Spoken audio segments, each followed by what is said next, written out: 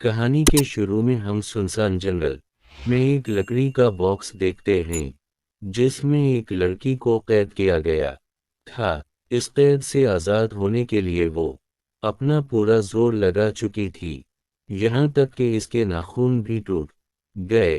कोई फनाले अब बॉक्स खुल गया जिस में से निकलकर वो फौरन अपनी जान बचाने के लिए भागी। इसका पूरा जिस्म जख्मी था और पीठ पे टांगे लगे थे। पे अचानक से पीछे से हाथ आदमी उसके ऊपर हमला कह के उसको बेहोश कर देता है। जब वो होश में आई तो उसने महसूस किया कि इसकी गर्दन को एक दरख्त के साथ बांध दिया गया है। पाँव के नीचे हल्की सी सपोर्ट है, यानी एक तरह का उसे फांसी देने का सेटअप किया गया था जिसे बनाया था। सामने खड़े इस आदमी एक साए को बैठे उसे लोगों को दिख देकर खुशी मिलती है। इस लड़की ने किसी तरह अपने आप को इसाद करवा के यहाँ से भागना था। इसके पास इस काम के लिए और अपने सर डिफेंस के लिए सिर्फ एक प्लेट थी। ईरानी के बाद ये कि ब्लड उसके हाथ में नहीं बल्कि पीठ के अंदर थी। जिसे भी लड़की के पीठ के अंदर इस पसीजो बुत नहीं रखा था। अगर इसे अपनी जान बचाने थी तो थोड़ा दर्द उसे से नहीं था। लड़की बहुत ही हौसला से दर्द बर्दाश्त करते हुए अपने पीठ के टांगे खोल कर अंधे से निकालने की कोशिश में लग जाती है, जो कहते हुए उसकी सारी आंखें बाहर निकल चुकी थीं। आखिर बलुए को निकालते ही वो लड़की अपने गले की रस्सी काटकर अपने आप को आज़ाद कहते हैं। जब फौराही पशको बुत इसके पास आकर इससे पूछता है क्या मेरे साथ अब ये खेल और कौनतीने रखना चाहूंगी। आगे वो उसे कितना दर्द और टॉर्चर और देता, ये सोचते हुए पर लड़कियों से नामे जवाब देती हैं और खुद ही पसीचोपेट की इसके सर पे रखी हुई गिन से अपने आप को शूट कह के ख़त्म कर देते हैं। थनकत हो गए। दूसरी तरफ हमें हॉपे नामी एक आती है जो अपनी बेटी के पास बैठी थी और अगले ही सकने में अब हम होता को उसी लकड़ी के बॉक्स में देख रहे थे जिसमें से पहले एक लहर की निकल कर भागी थी और भी उसी लड़की की तरह बहुत ज्यादा जख्मी है। इसके पीठ पे भी ढांके लगे हैं जहां से बहुत ज्यादा ब्लीडिंग हो रही थी। पता चला है कि इस आदमी ने होप को इसकी खैर से ये किडनैप कर लिया था। होप ने भी इस बॉक्स से निकलने की बहुत कोशिश की लेकिन वो इसमें नाकाम रही और जब इस पसकोपीत को ये बात पता चली तो उसने खुद ही इस बॉक्स से बाहर निकाल लिया। यहाँ साकोपीत उसके सामने नहीं आया। हो आपको यहाँ इस सब से पहले जिस का ख्याल आया वो उसकी बेटी थी जिससे ढूंढने के लिए वो जंगल में भागी। राह जंगल में उसे अपनी बेटी काढ़ी मिलता है ना चाहने उसे क्या हो गया होगा ये होप के दिल में था और उसी वजह से वो रो रही थी कि अचानक पीछे से साको बताकर इसके सर पे डंडा मार कर उसे बेहोश कर देता है। जब होप को होश आया तो वो भी पहली वाली लड़की की तरह दरख्त से बनती थीं, गर्दन के दर्द से नीचे छोटी सी सपोर्ट यानी फांसी वाला सेटअप। सामने ही एक दरख्त पे एक मरी हुई लड़की को भी देखती है जो जाहिर सी बात है अपने आप को यहाँ से आज़ाद करवाने में नाकाम रही होगी और मर गई। आपने क्योंकि काफ़ी देर तक कुछ नहीं किया था उसीलिए यहाँ पसीजो पथाकर इसे एक लकड़ी देता है। वो आप समझ चुकी थी कि उसे अब अपने पीठ के टांगे निकालकर अंदर के बुलेट को बाहर निकालना है। वो अपने लिए तो शायद ये काम ना कहते लेकिन उसे यहाँ से आज़ाद हो कर अपनी बेटी को ढूंढना था। अपनी बेटी के लिए ही सारा दर्द सहते हुए वो इस लकड़ी के जरिए अपने टांगे खोलकर पीठ के अंदर से बुलाते निकाल दी है और अपने आप को यहाँ से आज़ाद कहती है। उस वक्त पर पाचुयत इसके पास आता है और पहली लड़की वाला ये सवाल पूछता है कि क्या तुम ये गेम आगे कौनतीने रखना चाहूंगी। अपनी बेटी के लिए वो बना कुछ सोची समझी इस साइकोपैथ को हाँ बोलने देती है जो सुनने के बाद पसीचुयत ने दोबारा का पीठ सी दिया और वो से घसीटते हुए अपने कैंप में ले आया। वो बेहोश हो चुकी थी। जब इसे होश आया तो उसके पांव बंधे हुए थे या साको पटरिपू से पानी देता है तो जानवरों के तना वो उसे पे जाती है क्योंकि पिछले 5 दिन से उसने कुछ नहीं खाया। वो पसीचोपीट से अपनी बेटी के बारे में पूछती है जिसके जवाब में इससे मुस्कुक है तो उसकी तरफ देखता है और कहता है कि आइंदा कभी अपनी बेटी का नाम ना ले लेना। अब तुम्हारी फैमिली सिर्फ मैं हूं जो हो बेचैन हो जाती है वो असथकोपीट से भीख मांगने लगते हैं कि प्लीज और रात के 2 बजे जाने दो जो सुनिए पाचोपीट वो सीमिया कर उसे मारता है और इससे कहता है कि अब से तुम्हारा कोई नाम भी नहीं है। ये कहने के बाद उसने हॉपे को खाने के लिए आलू दी और खुद अपने कैंप में जाकर सो गई। हॉपे भी यही जमीन पर पड़ी हुई एक सो गई। सुबह होने पर साको बुत के उसके सामने गिराने वाले बर्तनों की आवाज से इसकी आंख खुली। वो अब से कह रहा था कि मेरे आने से पहले पहले उन सारे बर्तनों को साफ करके रखना। खूबी चुपचाप काम में लग जाती है और उसी दौरान उसे इस्लाम ने एक दरख्त से लगा चाकू नजर आता है।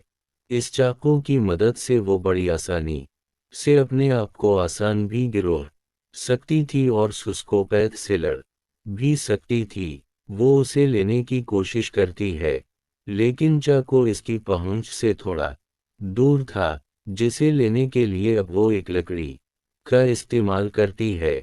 फनालले चाकू उसके हाथ लग जाता है और तभी उसे साइकोपाथ की आने की आवाज पे आ जाते हैं। वो चाकू को अपने पीछे छुपा लेती है। पाइचे चौबीत यहाँ बैठकर उसे बर्तन धोने के नाम में एक बुरी देता है। वो इसके बहुत करीब बैठा था। वह उसे मार भी सकती थी पर नहीं मारती और तभी सैचुयत पे ये नोटिस कर लेता है कि सामने जो वो चाकू लगा कर गया था वो अब वहां नहीं है।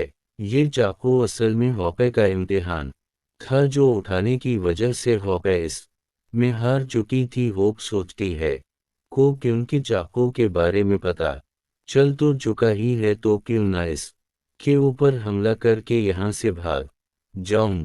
होप पूरा जोर लगाते हुए होशियारी से इस साको बत के ऊपर हमला करती है लेकिन इसका कोई फायदा नहीं होता क्योंकि पसीचोपी तालाब से इस हमले से बच चुका था। वो अब होप को मारता है और इसकी टांग पे जाकर रखते हुए उसे धमकी देता है कि आइंदा कभी ऐसे भागने की कोशिश की या ऐसी कोई भी गलती की तो टांग ऐसी जगह से काटूंगा कि चलने की भी काबिल नहीं होगी। सजा के तौर पर अब वो हॉपे के पाँव की जंजीर को उसके गले से बांधा चुका था। काफी दिन यूं ही घसर गई। वो अब ये बात समझ चुकी थी कि ये साकोपीट की बात मानने के अलावा इसके पास कोई चारा नहीं है। पसीचोपीट इससे अपनी सारे काम करवाया करता था खाना पकवाता था यहाँ तक कि छोटी मोटी सब्जी पकाने का काम भी इस साकोपैथ ने हॉपे को दे दिया था। वक्त ऐसे ही गुजरता रहा। हॉपे के उगाए पौधों में आखिर फूल उगाए जिन्हें देखकर हॉपे बहुत खुशी हुई और ये देखकर इस साइकोपैथ को गुस्सा आ गया। वो ये फूल तोड़कर हॉपे से कहता है चलो उसे खाओ। वहां से जबरदस्ती कहता है लेकिन हॉपे फूल नहीं खा पाती भी। वो कहता है कि जिन चीजों को खाने से पे उन चैसों को उगाने का क्या फायदा। अब एक दिन वो ख्वाब की जंजीरें खल कर उसे नदी के किनारे ले आता है जहां हॉपे न आते हुए सोचती है कि कुछ तो करना पड़ेगा। ज्यादा दिन तुम्हें और यहाँ नहीं रह सकती। मुझे यहाँ से आज़ाद होने के लिए पसीचोपेट का एतबार जीता चाहिए। ये फैसला कहते हुए अब वो पाचुयत के साथ वापस इसके कैंप में आ जाती है। आंखों के सामने वो खुद अपनी जंजीर को अपने गले में बांध दी है और इसकी कहे सारे काम करने लग जाती है। हॉपे की इन हरकतों से पाचुयत को भी तसल्ली हो चुकी थी। वो रात को हब के पास ही सोया और जब सुबह खूब की आंख खुली तब भी पसकोपीत गहरी नींद में था। वो बड़े ही आराम से पसी चोपेट के जेब से चाबी निकाल दी है और अपने आप को आज़ाद कर लेते हैं, जिसके बाद अब वो चाकू उठाकर पसकोपैत के गले पर रख चुके थीं। से मार के यहाँ से भागना चाहती थी, लेकिन एक इंसान को मारना उसके बस में नहीं था। जब वही ना कर पाई तो उसने पसी चोपीत की टांग के ऊपर कट लगा दिया और वहां से भाग गई। पांचों पीछ भी इसके पीछे पीछे था। जंगल के दरमियान में ही लकड़ी से बना एक और पिक्स हॉपे को मिला, जिसके अंदर उसकी बेटी का बलि नकट और बाल थे। वो इसे पकड़कर रोने लग जाती है और पीछे से पसको पैदा कर दोबारा इसे पकड़ लेता है। इस मर्तबा उसने हॉपे को काफी बुरी सजा दी थी। वो अपनी टांग तोड़ दी, इतनी बुरे तरीके से कि इसकी हड्डी बाहर निकल आई, जिसके बाद घसीटते हुए वो आपको कैंप में ले आया और इसकी गर्दन गुलशन जी से बांध दिया। होप को काफी तकलीफ हो रही थी, लेकिन ये साकोपीत इसका कोई इलाज नहीं करता बल्कि हॉपे के दिए हुए अपने जख्म को सीने लगता है, जिसके बाद वो हॉपे से कहता है कि मैं जा रहा हूँ, तुम सारा काम करके रखना। दर्द से चला रही थी वो साको बतको कहती है कि प्लीज मुझे मार दो, जिसके जवाब में वो कहता है ये काम भी तुम खुद ही करो। अपने आप को मारना इतना भी आसान नहीं था। डेढ़ में वो रह नहीं सकती थी, उसीलिए पास बड़ी कुछ चीजों का इस्तेमाल करते हुए वो अपना इलाज करना शुरू करती है। अपनी हड्डी को गोश्त के अंदर कहती है एक लकड़ी का सारा देखकर वो उसे बांध देती है, ऐसे जैसे उसने प्लास्टर बना लिया था। वो अब उसे टूटी टांग के साथ अपने सारे काम करते थे। इनकार कर खिलाती थी, खाना बना दी थी और उसी तरह 8 दिन गुजर गए। 8 दिन बाद वो साकोबत वापस आया। इस बात वो अपने साथ एक और लड़की को लेकर आया था। ये लड़की यहाँ आकर बहुत जोर जोर से चला रही थी। वो पिसे चलाने से मना करती है और कहते हैं ये मैं तुम्हारी मदद करूंगी, बस फिलहाल चलाओ नहीं। ये लड़की हो आपकी कोई बात नहीं सुनती और गुस्से में आकर साइको पेरिस की जबान निकाल कर फेंक देता है। पवन इस उसी तेजी से बाहर निकल रहा था और चलाना उसने अभी भी बंद नहीं किया था। अब पाइचे चौकी थोपे को काम देता है कि इस नई लड़की को भी अपने जैसा बनाए, इन्हें सभी काम सिखाए और अब साचू पात इस नई लड़की के लिए वो चाकू वाला टेस्ट रखता है। जाहिर सी बात है कि अगर ये लड़की चाकू उठाने दी तो उसे एक बड़ी सजा मिलती। ऑफिस लड़की को समझाती है कि इस चाकू को लेने की कोशिश न करो, वो एक ट्रिप है। उसमें इस मर्तबा हॉपे के बाद मानने की वजह से वो एक बड़ी सजा से बच चुकी थी। हम देखते हैं हॉपे की गर्दन में दोबारा से फूल भी हो गए हैं, जिन्हें जब पसीचोपी दोबारा से तोड़ने की कोशिश करता है तो इस मर्तबा वो उसे मना कर देती है। यहाँ हम नोटिस कहते हैं कि साइकोपीथ हॉपे की बात मानने लगा है, ऐसे जैसे उसने हॉपे को अपना फैमिली मेंबर मान लिया हो। वो हॉपे को अपने ही जैसा अच्छा खाना देता था, लेकिन दूसरी लड़की को नहीं। पसीचोपेथ इस लड़की को भी हॉपे की तरह गुलाम बनाना चाहता था, लेकिन ये लड़की हॉपे से कई ज्यादा होशियार थी और बस एक की तलाश में थी। एक दिन जब पसीचोपीतों के पास आता है तो वो एक शौकस में काफी सारे पत्थर भर कर इसके ऊपर हमला कर देती है। इसको बेहोश करके गिराते हुए वो इसकी जेब से अपनी ताली की चाबी निकाल दी है और अपने आप को आज़ाद करवा लेते हैं।